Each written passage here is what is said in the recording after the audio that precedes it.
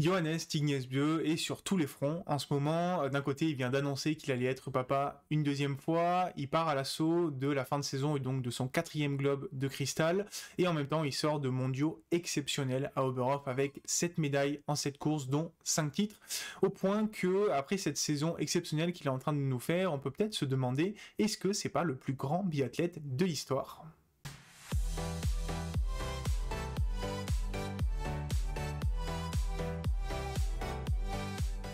Salut à tous, j'espère que vous allez très bien. Moi, je suis très content de vous retrouver pour une nouvelle vidéo biathlon un petit peu différente puisqu'on va parler d'un biathlète, Johannes Tignes-Bö. Alors, je vous annonce que je vais pas répondre à la question est-ce que c'est le plus grand biathlète de tous les temps, parce que je pense qu'il n'y a pas vraiment de réponse à cette question, d'autant plus qu'il n'a pas fini encore sa carrière. Par contre, je vous demande pour commencer en commentaire de m'écrire pour vous quels sont les 3 plus grands biathlètes de l'histoire. Faites-moi un petit classement pour voir un petit peu en fonction des gens s'il y a une hiérarchie qui se dégage. Moi, je vais plutôt vous proposer dans cette vidéo quelques clés de comparaison entre plusieurs des plus grands biathlètes de l'histoire. Johannes, bien sûr, mais aussi Ola Einar Bjørndalen, Martin Fourcade et Raphaël Poiré. Pour moi, c'est un petit peu les 4 biathlètes qui se dégagent dans l'histoire du biathlon, et donc je vous propose de les comparer un petit peu sur les Jeux Olympiques, les Championnats du Monde ou encore la Coupe du Monde. Allez, je vous propose de commencer par les championnats du monde, puisqu'on vient de terminer ceux d'Oberhof, et on peut du coup regarder un petit peu le classement des titres et des médailles pour ces 4 biathlètes, sachant encore une fois que Johannes n'a pas fini sa carrière, il en a encore sûrement pour quelques années. Au niveau des titres individuels, pour l'instant, c'est Ola Einar Bjørndalen et Martin Fourcade qui dominent 11 titres chacun, le premier de 2003 à 2009, le deuxième de 2011 à 2020.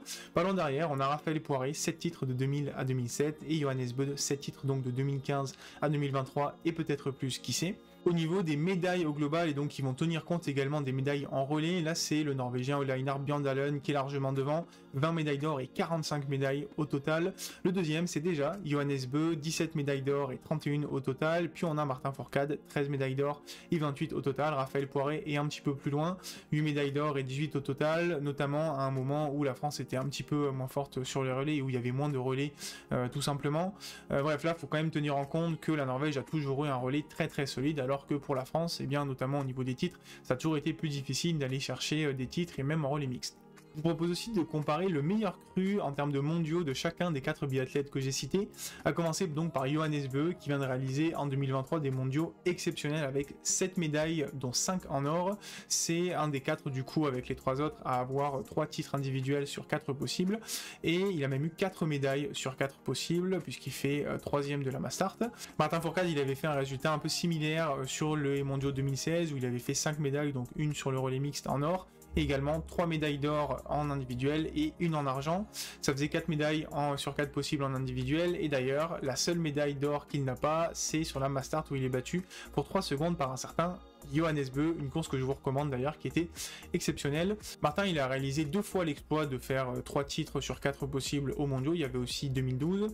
Pour Ola Einar Bjørndalen, il a réussi 2 fois cet exploit en 2009 et 2005, à chaque fois même scénario, 4 médailles, 4 en or, mais il y en a 3 qui sont sur individuel et une en relais, et sur la dernière course individuelle où il n'a pas la médaille d'or, il n'a pas de médaille tout court. Et Raphaël Poiré, il avait aussi réussi cet exploit de faire 3 titres sur 4 possibles et même 4 médailles sur 4 possibles, puisqu'il avait fini 2e de la poursuite à 13 secondes du vainqueur. Bref, faut aussi retenir que donc ils sont seulement 3 à avoir réussi à faire 4 médailles sur 4 possibles en mondiaux, Johannes Bö, Martin Fourcade et Raphaël Poiré.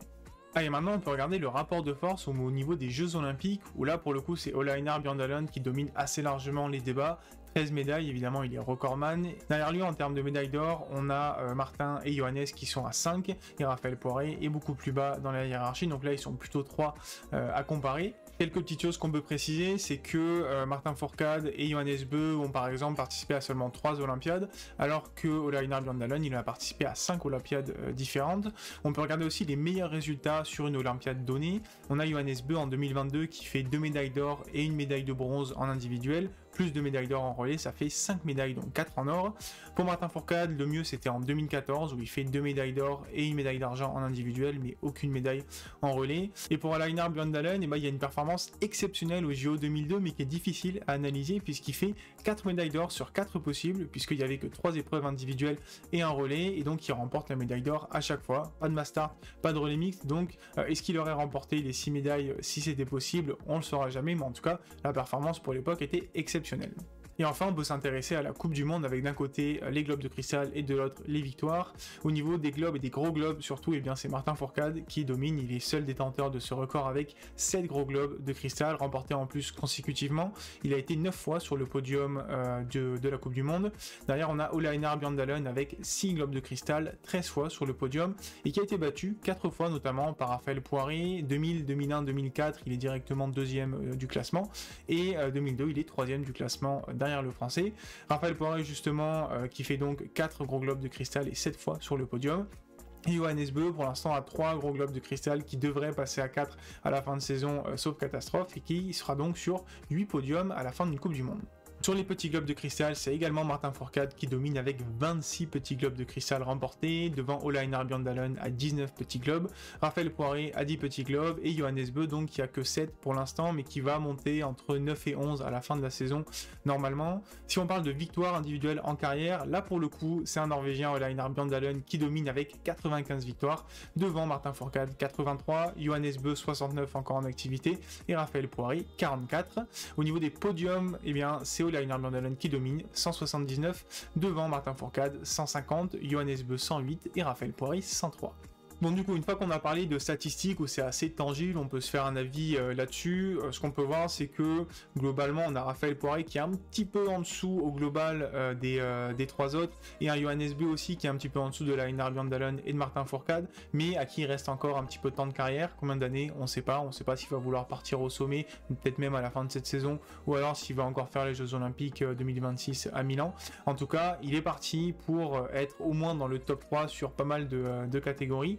Après, bon, il y a le côté tangible, statistique, et puis il y a des choses un petit peu moins rationnelles sur lesquelles on peut comparer ces biathlètes-là. À commencer par l'adversité, puisque pour devenir une légende, eh bien, il faut aussi affronter des adversaires de légende.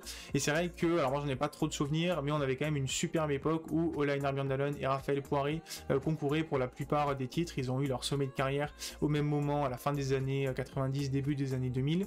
Alors que par exemple, Martin Fourcade, lui, il est arrivé sur la fin de l'époque Bjørndalen, et il a eu des adversaires, on va dire, peut-être un cran en dessous, et c'est vraiment pas pour minimiser ses performances. On a eu du Svensson, du Schump, du Chipolin, donc il n'a pas eu d'adversaire du cran par exemple d'un Ole Einar Bjørndalen, mais il en a eu plein de différents, donc voilà, c'est de l'adversité un peu différente. Pareil pour Johannes finalement, qui va arriver, on va dire, sur la fin de la carrière de Martin Fourcade, même s'il évoluait déjà à un super niveau. Et on a eu justement de superbes saisons, et notamment la 2017-2018, où les deux se battaient pour la victoire quasiment à chaque course. Et finalement, les saisons suivantes, c'est Johannes qui a repris le relais. Et maintenant, il a des adversaires qu'on connaît, Quentin Fillon-Maillet la saison dernière, sur l'Allegri depuis quelques saisons, et qu'on peut pas encore trop juger sur le long terme, puisqu'ils n'ont pas terminé leur carrière. Sturla vient à peine de la débuter.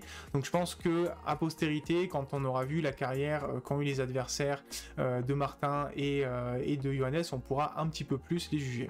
Et après, pour moi, il y a deux éléments assez subjectifs qui jouent pas mal dans l'appréciation qu'on a de la légende de chacun de ces biathlètes. D'abord, c'est notre âge. Moi, j'ai découvert le biathlon à titre personnel avec Raph Poiré et Ole Einar Bjørndalen, mais j'en ai pas tant de souvenirs que ça, alors que j'ai grandi avec Martin Fourcade puis Johannes Tingnes Bö. Donc forcément, j'ai plus de souvenirs des émotions qui m'ont fait ressentir. Peut-être que des personnes un peu plus âgées que moi vont se rappeler de plus d'émotions avec Ole et Raphaël Poiré. Donc voilà, ça c'est assez subjectif. Et puis il y a aussi la manière de courir, la manière d'être des biathlètes qui est différente. On a chacun des sensibilités assez différentes. Et c'est sur ces quelques mots du coup que je vais terminer cette vidéo avec une conclusion assez simple. C'est que pour moi il n'y a pas de plus grand biathlète de l'histoire pour le moment. Chacun des biathlètes que j'ai cités est immense et parmi les plus grandes légendes du biathlon. Et pour l'instant on n'en a pas un qui se dégage beaucoup plus que les autres, que ce soit par le style ou par les stats surtout. Après si Johannes Bö il va jusqu'en 2026 à Milan, qui fait une razzia en 2026 et qui remporte plein de titres de champion du monde d'ici là, je pense qu'on pourra sûrement l'élever au rang de plus grand biathlète de l'histoire, mais pour l'instant c'est pas le cas. Donc à date, moi je vais pas donner de réponse à cette question, et du coup je vous laisse interagir sur ce sujet. Est-ce que vous avez décidé quel était le plus grand biathlète de tous les temps? C'est possible aussi. Est-ce que vous n'avez pas envie de répondre à cette question? Est-ce que vous avez un top 3, un top 5 qui est établi? Voilà, répondez-moi en commentaire, quelle est votre hiérarchie un petit peu dans l'histoire du biathlon, et j'espère surtout que cette vidéo vous aura plu. Elle est un petit peu différente de ce que je fais d'habitude. Si c'est le cas, n'hésitez pas à liker la vidéo, la partager et à vous abonner à la chaîne, c'est le mieux que vous puissiez faire pour m'aider. Et moi du coup je vous souhaite une très bonne journée et je vous dis à très bientôt pour parler biathlon. Ciao ciao.